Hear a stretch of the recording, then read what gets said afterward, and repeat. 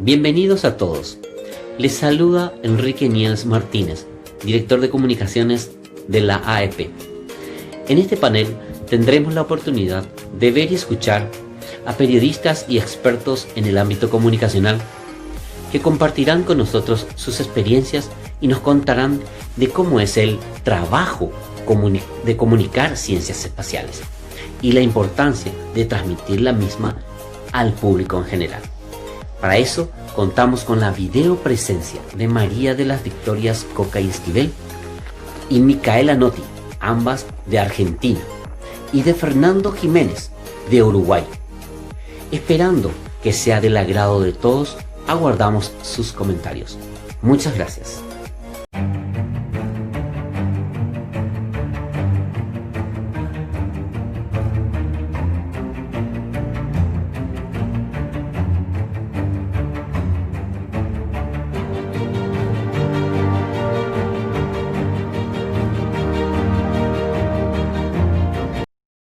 Hola, mi nombre es María de las Victorias Coca y Esquivel. Soy argentina, soy periodista y en esta oportunidad estoy en calidad de secretaria internacional de la RELACA Espacio, Red Latinoamericana y el Caribe Espacio. Ante todo, quiero agradecer a la Agencia Espacial del Paraguay por permitirnos en esta oportunidad continuar desarrollando los temas de la comunicación social espacial. Dentro de nuestra red tenemos el departamento de comunicación en donde estudiamos, analizamos e investigamos diferentes temas de la comunicación social espacial, como por ejemplo el que a continuación voy a presentar.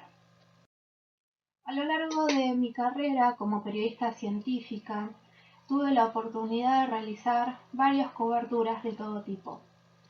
Cuando era periodista de la Fuerza Aérea Argentina, trabajé en varios temas nucleares, no solamente cubriendo como periodista, sino también estuve muy implicada en la redacción y corrección de los textos que luego fueron documentos presentados a diferentes entes gubernamentales.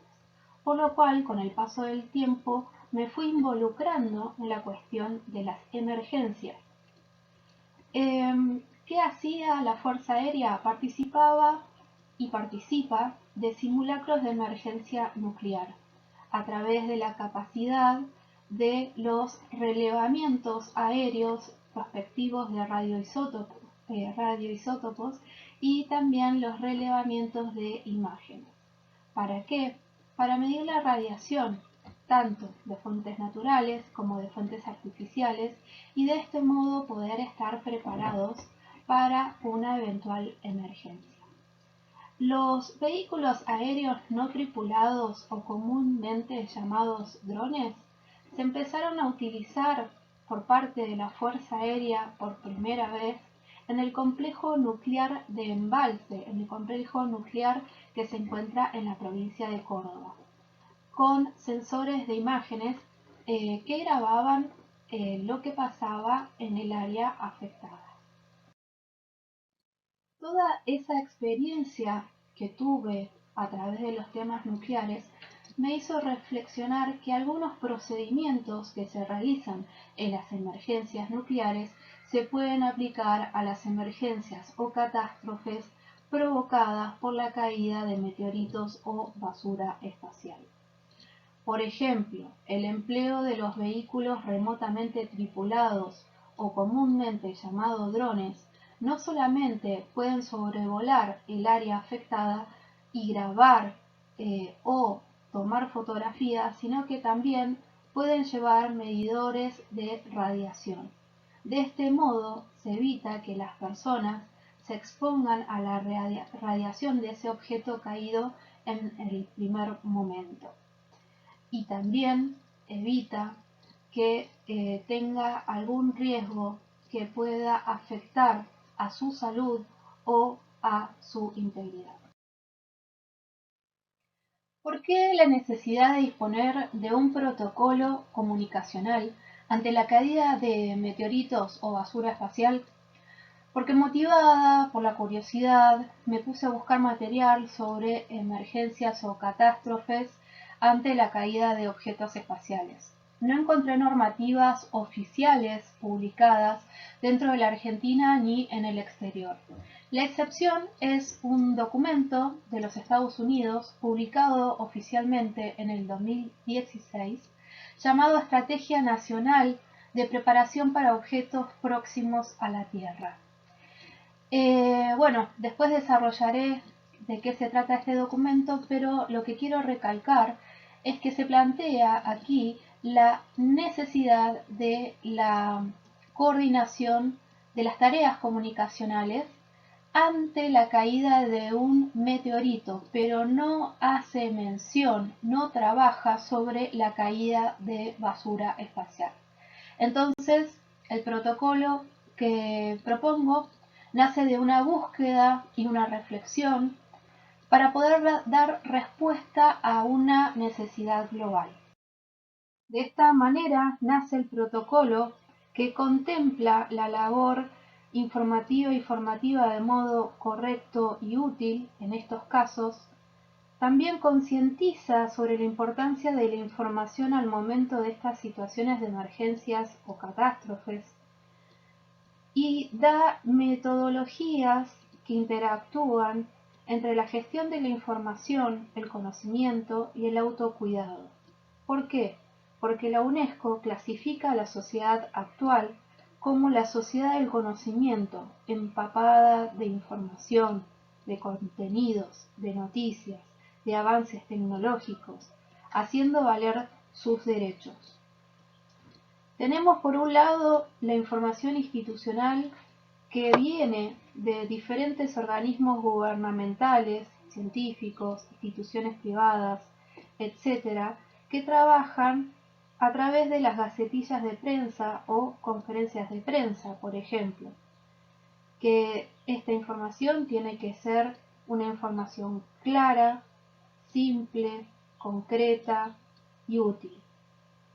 Trabaja junto con los medios masivos de comunicación que también, al recibir esta información que sea útil, deberá hacer a su vez otra información clara y útil dentro de los medios masivos que no genere negativos estados anímicos a la sociedad. Por otro lado, se debe cuidar la circulación de contenidos, por ejemplo, en las redes sociales, en WhatsApp, en plataformas digitales, por decir algunos ejemplos. Por último, la vigilancia del espacio ultraterrestre es fundamental dentro del país y en colaboración con otras agencias espaciales. A continuación, contaré algunos casos. ¿Qué les ocurre a las personas afectadas por meteoritos o basura espacial? Arriba a la izquierda se encuentra la imagen del primer caso conocido de una caída de meteorito que haya lastimado a una persona. Anne Hughes vivía en Alabama, Estados Unidos, y en 1954 se encontraba en su casa acompañada de su madre. Anne estaba sentada en un sillón cuando de repente escuchan un gran ruido. Era una roca que había traspasado el techo y golpeó fuertemente la cintura de Anne, provocando ser hospitalizada. El meteorito tenía más de 3 kilos de peso.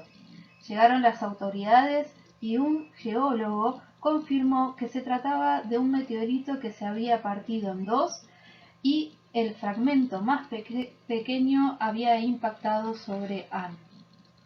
Abajo a la izquierda verán imágenes sobre la caída de un meteorito en Rusia en el año 2013. Luego analizaré con detalle el tratamiento de la información sobre esta noticia. Arriba a la derecha se encuentra la imagen de Lottie Williams, que por el momento es el único caso que se conoce sobre el impacto a una persona por basura espacial. En 1997, a las 3:30 de la madrugada, Lottie y dos amigos paseaban por un parque en Oklahoma, Estados Unidos. Vieron una gran bola de fuego caer desde el cielo. Los expertos de la NASA habían pronosticado que caería en el mar. De repente, una pieza le golpea el hombro a Lodi. Luego de consultar con varios expertos, le dijeron a Lodi, en el Centro de Estudios de Reentrada Orbital y Escombros, que analizarían la pieza. Más tarde confirmaron que era parte del depósito de combustible del cohete Delta II lanzado el año anterior. Lodi recibió una llamada de la NASA e incluso una carta del subsecretario de Defensa pidiéndole disculpas. Hago una reflexión. Lo notorio de esta noticia es que Estados Unidos, en este caso, reconoce su responsabilidad por el daño provocado a una persona y además le pide disculpas. Por último, abajo a la derecha, se observa la imagen de la caída de basura espacial en una casa al norte de China en el año 2015. La casa sufrió graves daños tras ser alcanzada por restos de un cohete espacial lanzado 9 minutos antes, perteneciente al programa espacial chino para poner en órbita un satélite. La pieza metálica, de 1,5 metros de altura, atravesó el tejado e ingresó a una de las habitaciones. No causó víctimas. Mi reflexión: no es la primera vez que cae basura espacial en esa zona, por lo cual el gobierno chino siempre contempla el pago de indemnización a los afectados. Es decir, en este caso, China se hace responsable e indemniza por los daños ocasionados por su basura espacial. Como mencioné antes, me voy a referir al tratamiento de la información de la noticia sobre la caída de un meteorito en Rusia en el año 2013 que afectó a 6 ciudades. En algunos noticieros se pudieron ver una imagen sin ningún tipo de graph o zócalo, haciendo una comparación entre la explosión de la bomba de Hiroshima, que se utilizaba como ilustración comparativa.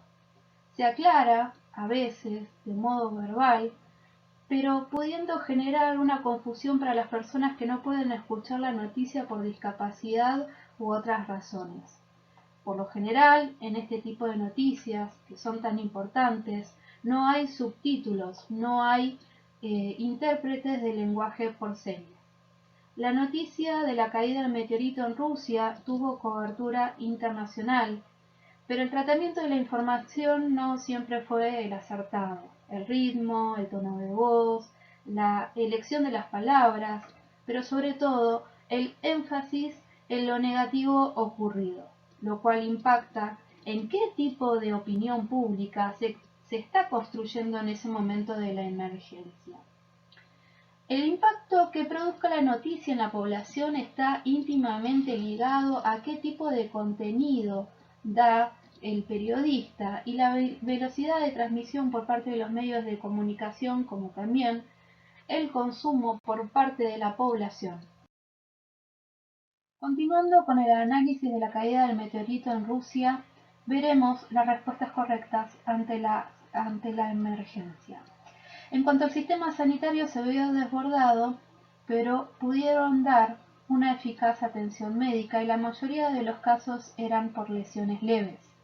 Las autoridades se expresaron a través de los medios de comunicación de un modo correcto, informando a los ciudadanos las novedades que obtuvieron, pero sin poner una cuota alarmante. Un ejemplo de ello, vamos a recordar, es la conferencia de prensa que dio el alcalde de una de las ciudades afectadas, Chelyabinsk. Dijo, cito: "Creo que los expertos proporcionarán datos más concretos más adelante. Me gustaría referirme a las personas que viven en nuestra ciudad para decirles que mantengan la calma". Fin de la cita. Es el ejemplo perfecto de cómo una autoridad perteneciente al gobierno se comunica informando lo que sucede hasta el momento, pero pidiendo y transmitiendo calma. Tenemos que saber que en Rusia tienen el Ministerio de Situaciones de Emergencia, que respondió a esta emergencia poniendo al servicio 7 aviones y cerca de 20.000 efectivos de la Protección Civil. Ahora bien, ¿cuál es el rol del periodista? La dedicación del periodista es la realidad, difundir conscientemente sin causar distorsión para proporcionar al público el material adecuado que le permita formarse una idea exacta y comprensible de la esencia de los acontecimientos, los procesos y estados de los eventos, porque la información se entiende como un bien social y no como un producto. El periodista es responsable ante quienes controlan los medios, pero principalmente ante el público. Y bajo todas circunstancias debe trabajar en conformidad con su sentido ético. Ahora bien, analicemos los trabajos a nivel internacional dentro de la comunicación institucional y social. Pudimos observar solo un trabajo, el de Estados Unidos, un documento llamado Estrategia Nacional de Preparación para Objetos Próximos a la Tierra. Antes, recordemos que la NASA dijo que el asteroide 2020 ND de 160 metros de diámetro pasó cerca de la Tierra y señaló que es poco probable un impacto de ese tipo que amenace a la civilización humana, pero el riesgo de impactos menores sería catastrófico. Volviendo al documento. El documento fue armado por el Grupo de Trabajo Interinstitucional, GTI es la sigla, que trabaja para detectar y mitigar el impacto de los NEOs, es decir, los objetos cercanos a la Tierra. El documento Estrategia Nacional de Preparación para Objetos Próximos a la Tierra, que fue publicado en el 2016, en una de sus partes habla sobre la necesidad de una coordinación dentro del gobierno de la comunicación a la opinión pública en el caso de que una amenaza sea detectada. Es decir, preparar información clave para los medios de comunicación. Las comunicaciones las armarán la FEMA, Agencia Federal de Manejo de Emergencias, y la NASA. Conjuntamente armarán los protocolos de comunicación. Finalmente llegamos a la etapa de las conclusiones. Bueno, para la preparación de la caída de meteoritos o de basura espacial, en primer lugar, hay que tener una conciencia cabal y un cambio de mentalidad. En segundo lugar, se debe hacer estudios exhaustivos, interdisciplinarios, con profesionales de diferentes organismos dentro y fuera del país. El acceso a la información y el conocimiento son herramientas que reducen los riesgos y hasta pueden salvar vidas. La planificación coordinada es eficaz cuando hay una buena interacción entre las autoridades y sus nexos con los medios de comunicación y la población, y esto dará la oportunidad de conseguir mejores resultados dentro de la emergencia. La ética de los comunicadores tiene que velar por la asistencia y la protección de las personas, los bienes y el medio ambiente. Hay que hacer una reflexión exhaustiva, recabar datos de esa sociedad afectada, documentar todo a través de todas las vías posibles, que luego resulten accesibles y útiles a lo largo del tiempo, como material de consulta y aprendizaje, porque esto facilita la construcción del futuro. También es muy importante compartir esas experiencias y conocimientos en el campo internacional de modo actualizado. Así saldrán beneficiados con estas experiencias otros países. Es decir, es pensar en el bien común de modo global. Por último, la idea para disminuir la cantidad y peligrosidad de las emergencias y catástrofes generadas por la caída de objetos espaciales obviamente es hacer el cuidado de lo que se llama ecología espacial.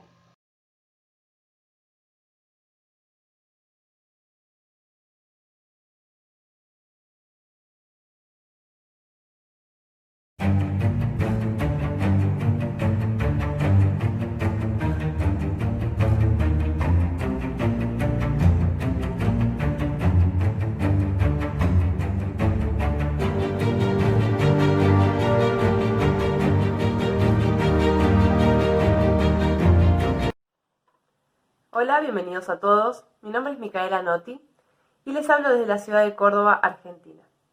Quiero agradecer al señor presidente de la Agencia Espacial de Paraguay por la invitación y a la organización, a todo ese equipo que ha hecho posible que esta cuarta Conferencia Espacial del Paraguay sea realidad. Es un placer poder colaborar con ustedes a pesar de la distancia. El tema que nos convoca y para el cual me han invitado hoy es para hablar del ejercicio de la comunicación dentro de la industria espacial, para lo cual voy a remitirme a mi humilde experiencia como periodista en una publicación de aeronáutica y espacial, y no vamos a hablar de estrategias comunicacionales de organismos enormes como la NASA. Yo trabajé en esta revista llamada Aeroespacio durante 9 años. Esta publicación es la Revista Nacional Aeronáutica y Espacial de la República Argentina y es propiedad de la Fuerza Aérea de nuestro país. Es una revista que tiene larga trayectoria y ha sido reconocida justamente por sus explicaciones técnicas, por su pertinencia, por la calidad de la información. Así que para mí fue una gran oportunidad que, a pesar de mi corta experiencia, me permitieran escribir en este medio en aquel momento, y me dieron la oportunidad de empezar a recolectar información a través de internet para generar contenido para el portal web. Así me pude dar cuenta que cada nota tenía un desafío particular. No solamente era la construcción de la noticia en sí, sino especificidad técnica, rigurosidad científica en algunos temas, muchos más que otros. A veces teníamos que cambiar de género, quizás hacer alguna crónica sobre alguna historia conmovedora de alguien que había realizado alguna hazaña, pero cuando se trata de investigaciones científicas, de desarrollos, ahí tenía mayor dificultad. Entonces, como periodista, tenemos diferentes recursos. Podemos consultar fuentes en internet, tenemos libros, allí teníamos una biblioteca muy rica, podemos hacer consultas a otros profesionales, podemos recurrir a las fuentes oficiales y realizar otras entrevistas. Sobre todo lo que importa es esto, las fuentes oficiales, lo que comunican los organismos y las empresas que desarrollan las acciones. Pero también existen otros agentes comunicacionales, los mismos investigadores, los productores o los grupos independientes que están realizando desarrollos. No necesariamente tienen que ser científicos recibidos los que realicen a veces los desarrollos. Entonces quisiera mostrarles esta interacción de estos actores para que podamos notar este entramado. Yo creo que lo que hay que destacar es que hoy en día la comunicación ya no se considera como antes unidireccional o controlada. Todas las personas que tengan un dispositivo son potenciales comunicadores. Entonces no hay que descartar esto porque son importantes agentes y pueden realizar importantes aportes. La prensa institucional de cada organización tiene una labor importante porque es la que estructura los mensajes y la que quiere construir cierta identidad. Pero sus investigadores son los que quizás vayan a ser entrevistados y los que vayan a salir a dar la cara o vayan a poder explicar sus producciones. Los medios tienen sus periodistas, que además pueden ser, con suerte, periodistas especializados en ciertos temas y capacitados para hablar de ciencia. Entonces creo que aquí hay algo que que necesita un poco de potencia. A lo largo de mi experiencia he podido conocer a personas que tienen mucha capacidad, mucho conocimiento, pero quizás no tienen tanta facilidad para transmitir los conocimientos. Esto es algo común. Creo que en estas agencias y estas organizaciones es muy importante empezar a darle lugar a la capacitación en habilidades comunicacionales para estas personas, que quizás en algún momento tengan que ocupar también posiciones gerenciales. Entonces en algún momento van a tener quizás exposición, por ejemplo. para lo cual un periodista quizás va teniendo más experiencia ante una cámara o para realizar una entrevista. A su vez, el mismo periodista necesita adquirir mayor experiencia y expertise, conocimiento específico sobre ciertos temas para no cometer errores y mantener a la rigurosidad. Entonces, para esto nosotros tenemos nuestros recursos también. Hay especializaciones para comunicar ciencia. Creo que lo que hay que destacar y lo que quiero que quede claro es que para mí lo importante es que haya vínculos de calidad y que se creen espacios de interacción. Creo que las organizaciones justamente tienen la estructura para generar estos espacios de intercambio. Muchas veces lo vemos en congresos, en jornadas, pero a veces esos vínculos se pueden ir diluyendo en el tiempo. Una frase muy conocida de las relaciones públicas que se le atribuyen a veces a diferentes autores, por lo cual no voy a entrar en detalle, es hacerlo bien y hacerlo saber. ¿Qué significa esto? Que hay que hacer nuestro trabajo, hay que producir, tenemos que hacerlo correctamente, pero también hay que darlo a conocer, mostrarlo, porque si no es como si no hubiese sucedido. Entonces estamos de acuerdo que no hay divulgación científica sin producción, no hay sin desarrollo científico. Entonces, quisiera contarles algunas acciones que podemos realizar para garantizar que esta interacción entre el productor del conocimiento y el potencial divulgador, el periodista, que es una herramienta muy útil a la hora de comunicar una idea, y las instituciones, las organizaciones que tienen la posibilidad de certificar que esos conocimientos y esa información es válida, se relacionen de una manera más fluida. La comunicación de la ciencia ayuda a la democratización del acceso a la información. Tenemos que demostrarle a la gente por qué estamos haciendo lo que estamos haciendo. Queremos decirles a qué van los aportes como ciudadanos, cuáles son los réditos económicos que estos desarrollos pueden tener. Nos ayudan a hallarnos mejor en nuestro entorno, a tener una mejor relación con el medio ambiente.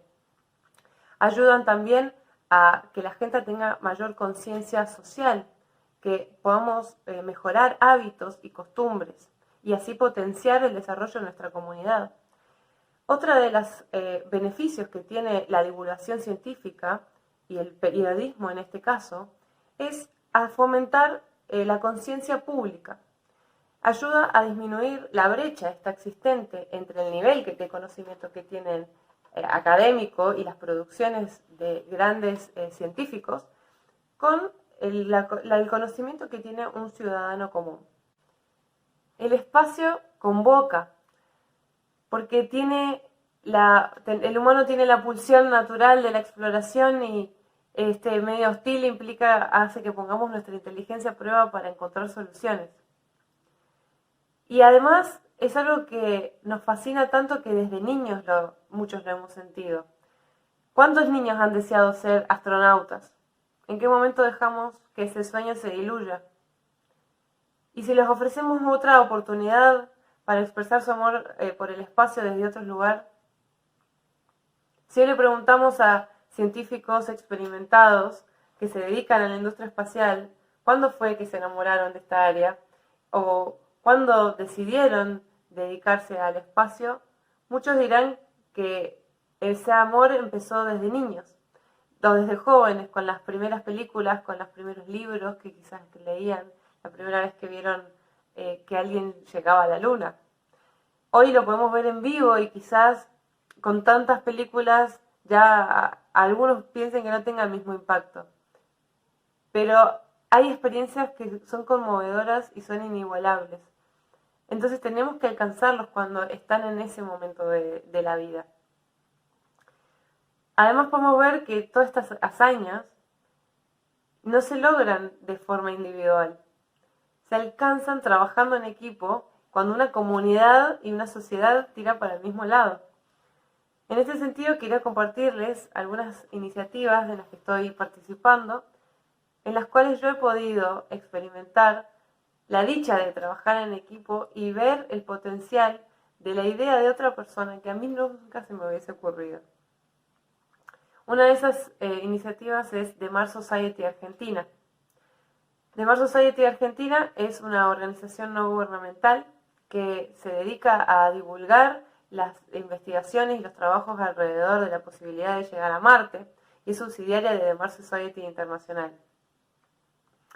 Esta fue fundada en Argentina por Gabriel Caballero, un joven que había ido a tener una experiencia en una base de simulación marciana en Estados Unidos. Y cuando volvió a Argentina dijo, ¿por qué no podemos tener esto acá? Si nosotros tenemos toda la capacidad para hacerlo y los recursos también. Entonces él empezó a comunicar esta idea y nos empezamos a cruzar en algunos congresos de la actividad espacial y jornadas. Yo estaba trabajando como periodista buscando lo novedoso, buscando sobre qué poder escribir. Y me enganché tanto que les dije, ¿en qué los puedo ayudar? Quiero colaborar desde la comunicación. Así que desde el año pasado empezamos a trabajar juntos y pude participar en el NASA Space Up Challenge que habían empezado a organizar para Mendoza, donde tuvimos producciones súper creativas, jurados que eran de nuestra Agencia Espacial Nacional y de nuestras empresas que se dedican a la industria espacial, y donde pudimos ver realmente que había interés desde jóvenes, desde el colegio secundario hasta universitario.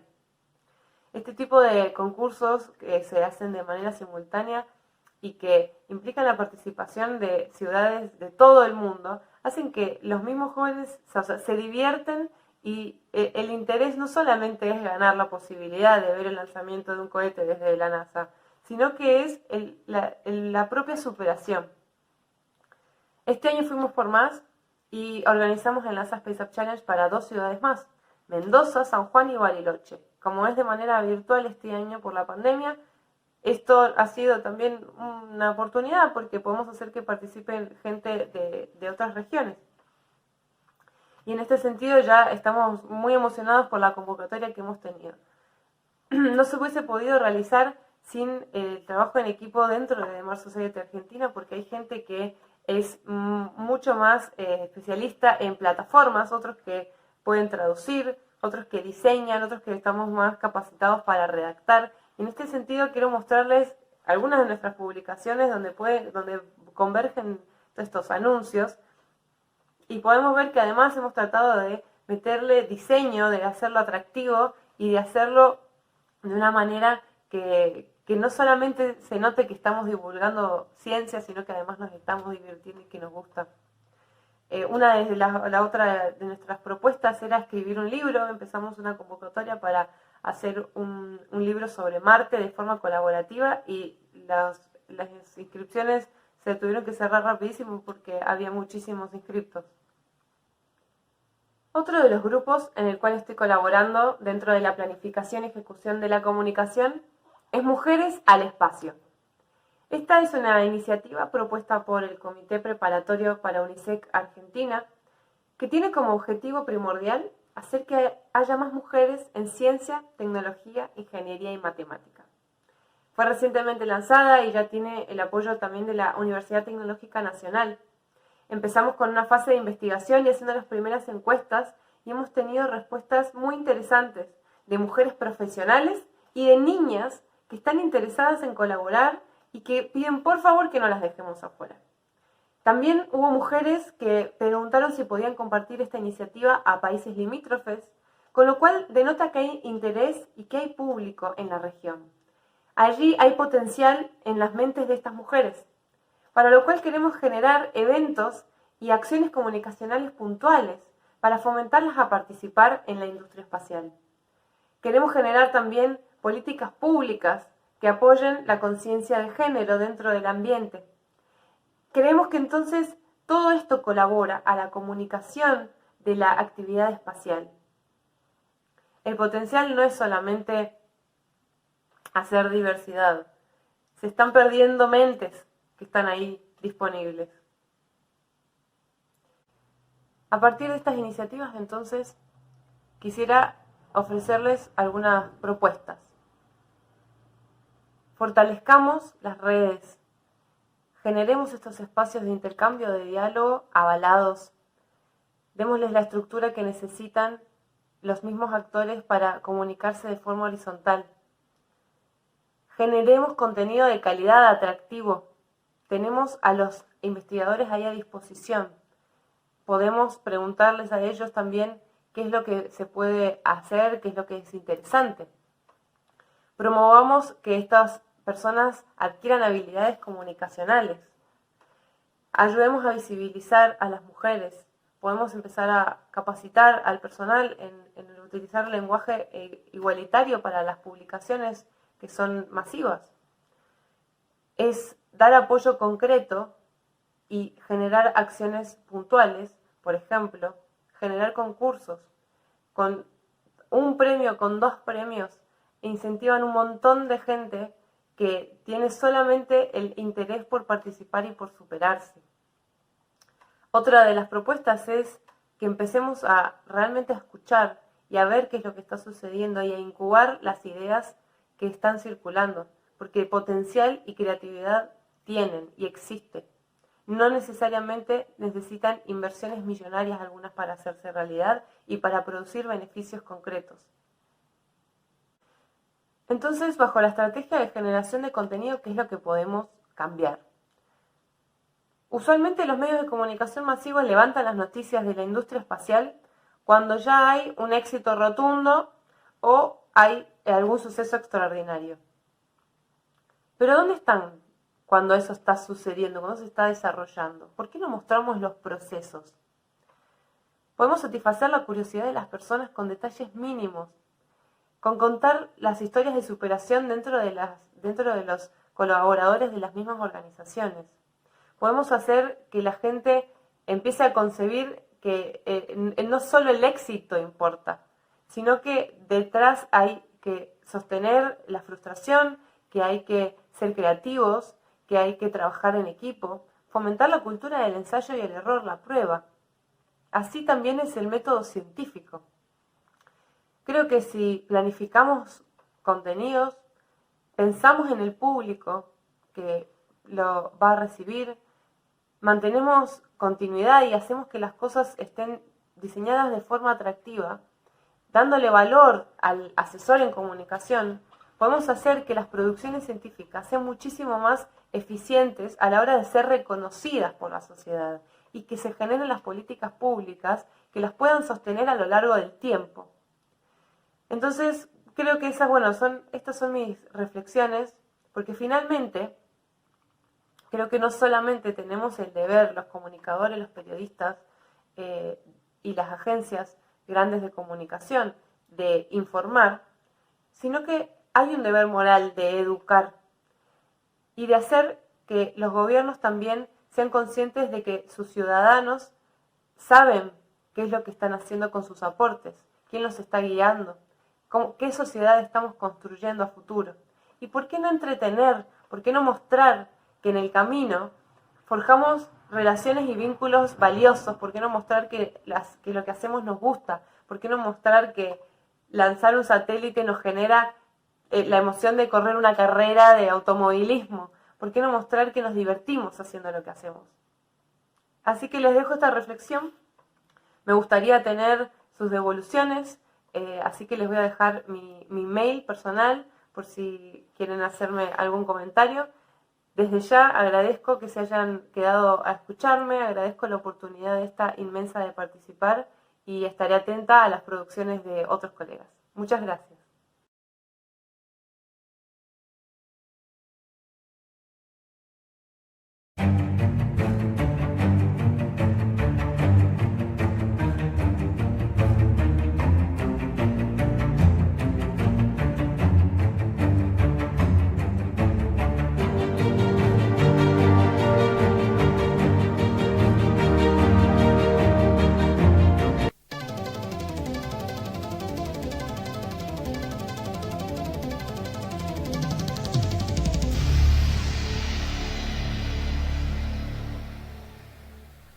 Queridos amigos de la Agencia Espacial de Paraguay, tengan todos ustedes muy buenas. En este sentido, lo que vamos a conversar con ustedes a través de este video, este relato, va a ser sobre nuestra actividad desarrollada aquí en Uruguay a través de lo que es la comunicación espacial y, por supuesto, también cuál ha sido el desarrollo a lo largo de estos años para concretar lo que es hoy todo un sistema de comunicación y educación a distancia por parte de nuestra producción. Todo esto comenzó allá por un 16 de julio de 1993 en Radio Nacional de Uruguay, donde teníamos nuestro programa Tiempo de Universo y que en él desarrollábamos noticias, novedades e informaciones en general acerca del espacio y universo. Este programa tenía 2 salidas semanales de 28 minutos aproximadamente cada una de ellas y contaba con nuestra experiencia del punto de vista de difusión de material o de información a través de cables telegráficos en ese momento, revistas, informativos, diarios, bueno, todo lo que nos llegara por distintas vías de comunicación. Cabe destacar que no hay internet en esa época, sino que apareció unos años después.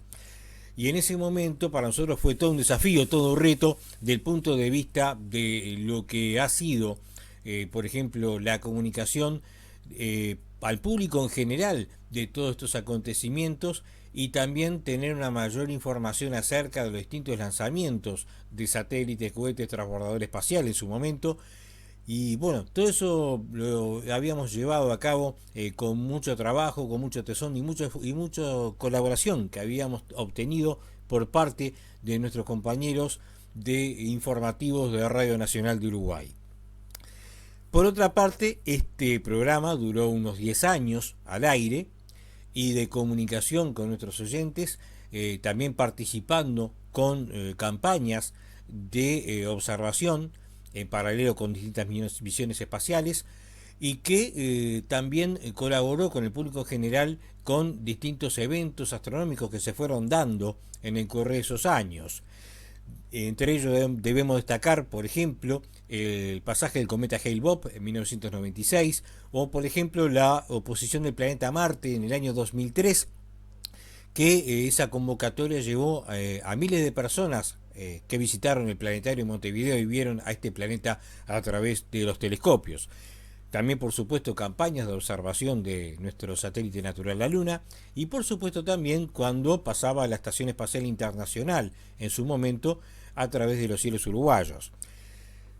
Luego de esta experiencia, en el año 2003, incursionamos en la televisión con el proyecto Telecosmos en Televisión Nacional de Uruguay, proyecto que duró 2 temporadas al aire y que tuvimos un rating bastante favorable, a pesar de ser un programa sectorizado para un público determinado, pero que tenía una sola salida semanal y que competía prácticamente con los informativos que salían al aire a ese horario. Estamos hablando de los días miércoles a las 19 horas. De esa forma entonces pudimos estar en contacto también con una población escolar, con una población liceal, también de estudiantes de educación secundaria. Y en nuestro programa de televisión teníamos varios segmentos, entre ellos, por ejemplo, lo que era, transmisión de material educativo. Dedicábamos unos minutos para lo que era el plan anual de enseñanza secundaria, lo que es astronomía en enseñanza secundaria de Uruguay, que se enseña de forma obligatoria desde el año 1889 hasta la fecha. En ese momento entonces teníamos una serie de materiales especiales dedicados a los estudiantes, pero también teníamos materiales para el público en general y también para los aficionados a la astronomía, que anunciábamos distintos eventos para poder observar con sus telescopios y por supuesto también para poder fotografiarlos. También anunciábamos los pasajes de la Estación Espacial Internacional, lanzamientos y también noticias referidas a lo que es la actividad espacial en general, por ejemplo. Eso nos insumió un reto muy importante porque había que crear material, teníamos que originar algunas animaciones. Debemos recordar que algunos sitios como por ejemplo de la NASA, de la Agencia Espacial Europea, no contaban con los videos que tenemos hoy en alta definición, sino que eran videos de pequeño tamaño e inclusive algunos difíciles de poder descargarlos de la internet, y entonces a veces teníamos que recurrir a imágenes fijas, a algunas animaciones realizadas por nosotros aquí en Uruguay. Bueno, y eso fue todo un reto de punto de vista a nivel de lo que sería laboratorio televisivo, si vamos al hecho. Luego de esta experiencia en los años 2003 y 2004, que tuvimos como experiencias y programas especiales, uno de ellos muy recordado, e inclusive a pocos días de haberse lanzado al aire los primeros programas de Telecosmos fue cuando se accidentó el transbordador Columbia, que tuvimos que recurrir a una gran cantidad de material de archivo y también material de televisoras del exterior de Uruguay, en el caso por ejemplo BBC de Londres, CNN, y también por ejemplo cobertura de otros medios informativos para saber a ciencia cierta qué fue lo que ocurrió en ese lamentable accidente donde perdieron la vida los astronautas que tripulaban el transbordador Columbia. O por ejemplo también cuando sucedió la famosa oposición del planeta Marte, esa transición que teníamos entre la radio y la televisión en el año 2003, también nos trajo una buena cantidad de público televidente porque también anunciábamos a través de los informativos de Televisión Nacional con flashes especiales acerca de la visualización de este fenómeno que era la oposición del planeta Marte para ese año. También en los años 2003 y 2004, paralelamente a la televisión, estuvimos también realizando una serie de micros especiales para distintos canales de televisión del interior de Uruguay y por supuesto también estuvimos apoyando el plan de estudios de la enseñanza secundaria a nivel científico. Eso también trajo aparejado con la aparición de YouTube más adelante, que nos dedicáramos a las redes sociales fundamentalmente para digamos, llegar a un público diferente al de los que son los televidentes por lo general, y que contábamos con la posibilidad de estar 24 horas allí establecidos con distintos tipos de videos, a lo que es hoy prácticamente también llegar a distintas redes sociales con estas propuestas que realmente son de muy gran valía y de muy buen valor en lo que respecta al punto de vista a nivel cultural sobre todo. Pero bien, haciendo y parafraseando con esta cultura, lo que es la Semana Mundial del Espacio, para nosotros es muy importante porque podemos llegar a todo el público en general y por supuesto que esta temática para este año 2020 que trata a los satélites y sus aplicaciones que son fundamentalmente valoradas del punto de vista de lo que es el urbanismo, de lo que es el punto de vista de la agricultura y todo lo que trae del punto de vista de desarrollo y también, ¿por qué no?, del punto de vista de lo que es, digamos, el apoyo a lo que son todos estos puntos fundamentales de lo que son las ciudades, de lo que son lo que es el campo y todo lo que son los avances desde el punto de vista tecnológico que hoy en día los estamos disfrutando. En este sentido, cabe destacar que esta Semana Mundial del Espacio se celebra en distintos países y que Sudamérica no escapa a esta realidad, dado que la pandemia también, si bien nos obliga a estar hablando de esta forma, indirectamente o directamente para ustedes, pero distintos puntos de este continente, esto hace de que también estemos unidos y trabajando cada vez más por un futuro mucho mejor. Nuestro agradecimiento a la Agencia Espacial de Paraguay y por supuesto a todos sus integrantes, nuestros cálidos saludos desde Uruguay y por supuesto que estaremos colaborando y apoyando las diferentes actividades propuestas. Un saludo cordial para todos y estamos en contacto permanente.